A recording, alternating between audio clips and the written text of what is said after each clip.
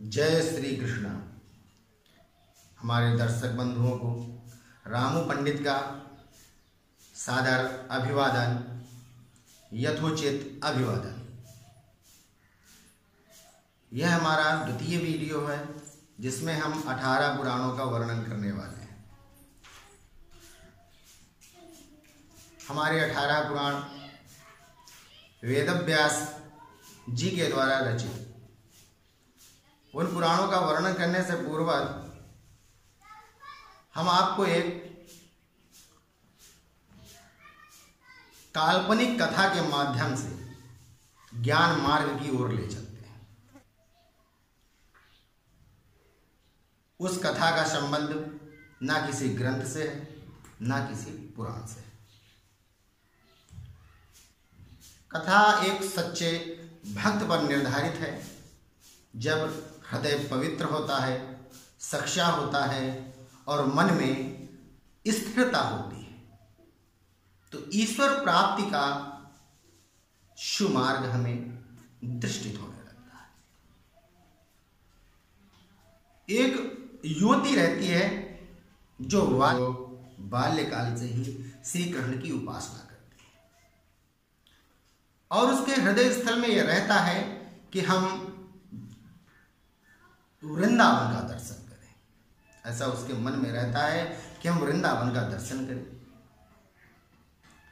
दर्शन की अभिलाषा लिए हुए वो बाल्यकाल से युवती हो जाती है, अर्थात बड़ी हो जाती है, सयानी हो जाती है।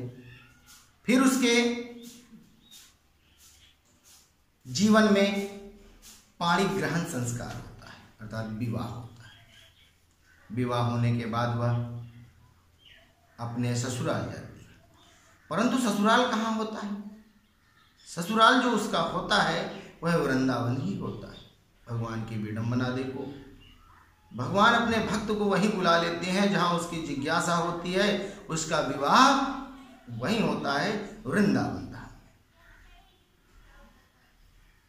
में। विवाह के बाद वह अपने ससुराल पहुँचती है। वहाँ भांति भांति के लोग आते हैं। कोई बहू का मुख देख रहा है, कोई कुछ कार्य कर रहा है। ससुराल पक्ष में जो भी मांगलिक कर्म थे वो होते रहते हैं, परंतु उसे समय नहीं मिलता कि वह वृंदावन धाम बिहारी जी का दर्शन कर सके। समय व्यतीत हो जाता है और उस युवती का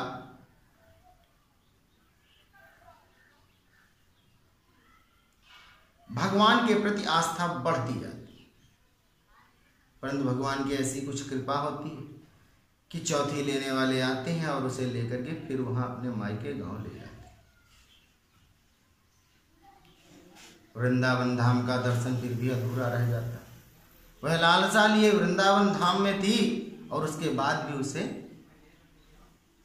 दर्शन प्राप्त नहीं होते। फिर कुछ दिवस के बाद उसका पति उसे लेने जाता है। पति के जाने पर वह अपने पति के संग वहां से अपने ससुराल के लिए चल देती। पति जब अपने वृंदावन पहुंचता है तो अपनी पत्नी से कहता है कि आप यहां बैठो, मैं यमुना तट पर स्नान कर लूं। स्नान करने के उपरांत फिर मैं घर के लिए जाएंगे। हाँ, और एक बात, अगर किसी भी प्रकार की आपको समस्या हो, यहाँ दिक्कत हो, कोई परेशानी हो तो हमें उच्च स्वर की गर्जना से, अर्थात तेज चिल्ला करके मुझे आवाज देना, मैं आप तक समीप पहुंच जाऊंगा।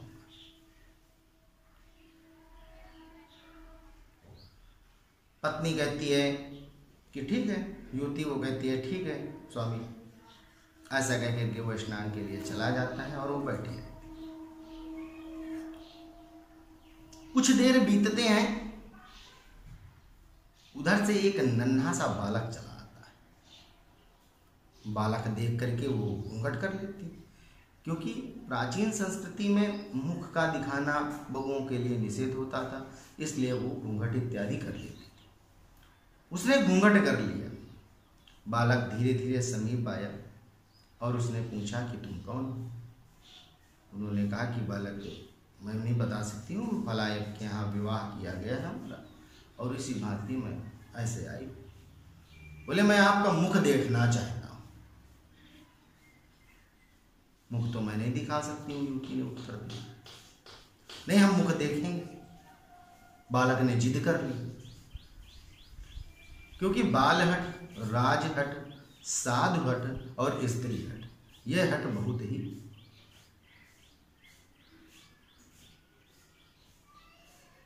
खतरनाक होती है। बालक अगर हट कर ले कि हमें यही वस्तु चाहिए तो उसे वही वस्तु चाहिए। अब उसने हट कर लिया, जिद कर लिया कि मैं मुख देखूंगा। उसने जबरदस्ती जो उस युवती का मुख खोलना चालू किया कि हमारे गांव में आए तो अब हमारी भाभी हुई, इस कारण से उन्होंने मुख खोलना चाहिए। उस बालक ने मुख खोला और खोलने के बाद देखा, और देखने के बाद दौड़ लगा करके निकल गया। पति के लौट आने पर बताया कि एक बालक आया था, उसने जबरदस्ती हमारा मुख खोला। तो पति बोला, तुमने आवाज क्यों नहीं दी? बोले आवाज देने से पहले ही भाग गया होगा। पति ने कहा, उस बालक का मुख जानती हूँ, भली भांति जानती हूँ, उस बालक को मैंने बहुत पास से देखा। बोले वृंदावन में मेरी बहुत है पकड़, वो बालक तुम्हें जहां कहीं भी दिख जाए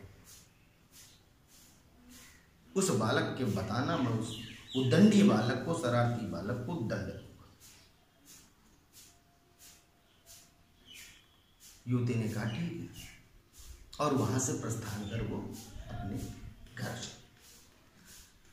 कुछ दिन के बाद वह युवती कहती है कि मेरे मन में बचपन से एक लालसा थी कि मैं बिहारी जी का दर्शन करूं, क्या आप हमें बिहारी जी का दर्शन करवा? पति बोला, अरे वृंदावन धाम में तो बिहारी जी तो क्या कहना, यहाँ तो तुरंत ही तो हमारा नगर ही है, हम जब चाहो तब दर्शन करवा दें। आप इतनी बात कैसे सोचती? चलो कल तैयारी बनाओ, कल सुबह प्रातः काल निकलते हैं और दर्शन करते हैं बिहारी जी का। प्रातः काल हुआ और अपने पत्नी सहित वह दर्शन करने के लिए चला। दर्शन किया, पत्नी जी भी बिहारी जी के मंदिर पहुंची और बिहारी जी की मूर्ति थी, मूर्ति के सामने घूंघट करके खड़ी हो गई। पति ने बोला, लोगों को घूंघट करना है तुमको, लोगों से मुख छिपाना है तुमको, हमारी भारतीय संस्कृति का नियम, परंतु बिहारी जी के सामने क्या छुपा हुआ है? उनके सन्मुख तुम्हें किस छुपाने की बात कर रही हो? बोले हम छुपा नहीं रहे प्रभु। हे प्राणनाथ, अपने पति से बोली, हे प्राणनाथ, हम बिहारी जी के सन्मुख दर्शन करना चाहते हैं, पर वह बालक खड़ा हुआ। पति ने कहा, कहाँ बालक है वो शरारती बालक? मुझे बताओ, मैं उसकी तलाश तो बहुत दिनों से कर रहा हूं, बताओ मुझे कहाँ है वो बालक। तो युवती ने मुख को थोड़ा किनारे करके उंगली से इशारा किया कि यह सामने खड़ा। पति ने जब देखा तो वहां बिहारी जी की मूर्ति थी। उस पति को ज्ञान हुआ कि हमारी पत्नी को बिहारी जी ने दर्शन दिए थे। वहीं वह अपने पत्नी का शरणागत हो जाता है, कहता है कि तुम दिव्य चक्षुषा अर्थात दिव्य नेत्र वाली हो, तुम्हारे अंदर भगवान कूट कूट करके निर्मल और पवित्र मन है। ऐसी पत्नी के शरणागत हो जाता है। अर्थात कहने का हमारा तात्पर्य यह है कि जब सच्चा मन और हृदय पवित्र होता है तो दर्शन प्रभु के हमें प्राप्त हो जाते हैं, यहां तक कि मानो कि स्वतः भगवान ही आकर के तुमसे मिलने आते हैं। परंतु अगर हृदय अपवित्र है, मन शुद्ध नहीं है, ईर्ष्यालु भावनाएं हैं, दूसरों के प्रति द्वेष की भावनाएं, शत्रुता का भाव करना, ऐसे हृदयों में भगवान का वास नहीं होता है। पहले इस मलिनता को दूर करो। मलिनता दूर करने के बाद तब भगवान का समावेश होता है, और समावेश होने के बाद फिर सदगति हो जाती है।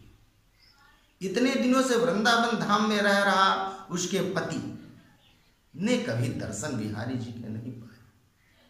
श्रद्धा और भाव से हृदय विभोर पत्नी को बिहारी जी ने स्वतः दर्शन दिया। इसलिए श्रद्धा और भाव से अगर किसी चीज को हम ग्रहण करते हैं, किसी चीज को हम मानते हैं या किसी चीज को देखते हैं, जैसे हमारा चैनल है, श्रद्धा और भाव से अगर इस चैनल को देखोगे तो इसमें ज्ञानवर्धन होगा। इसमें किसी भी प्रकार की अराजकता का वर्णन नहीं होगा।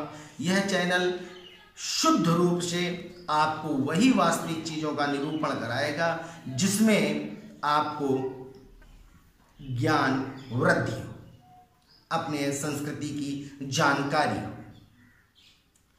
वैसे मैंने पहले